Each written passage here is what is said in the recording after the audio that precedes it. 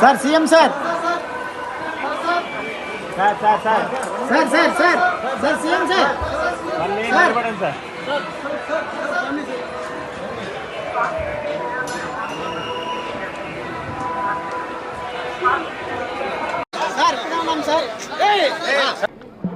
స్వామివారి భక్తులందరికీ శుభాకాంక్షలు. తెలంగాణ రాష్ట్ర ప్రభుత్వం ఏర్పడిన తర్వాత స్వామివారి దర్శనం చేసుకోవాలని ప్రయత్నం చేసిన ఎన్నికలు స్థానిక పరిపాలనలో కాస్త సమయం దొరకకపోవడం వల్ల ఈరోజు స్వామివారిని దర్శించుకున్నాం.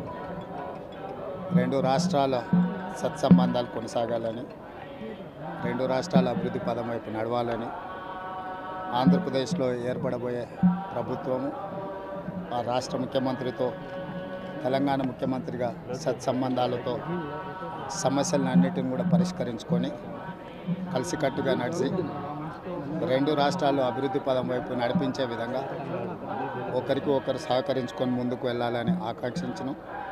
అదేవిధంగా తెలంగాణ రాష్ట్ర ప్రభుత్వం తరఫున కొండ మీద ఒక సత్రం నిర్మాణము, కళ్యాణ మండపం నిర్మించి తెలంగాణ నుంచి వచ్చే భక్తులకే కాకుండా దేశం నలుమూలల నుంచి స్వామివారిని సందర్శించుకునే భక్తులందరికీ కూడా సౌకర్యాలు కల్పించడంలో తెలంగాణ రాష్ట్ర ప్రభుత్వం కూడా భాగస్వామ్యం తీసుకోవాలనుకుంటుంది.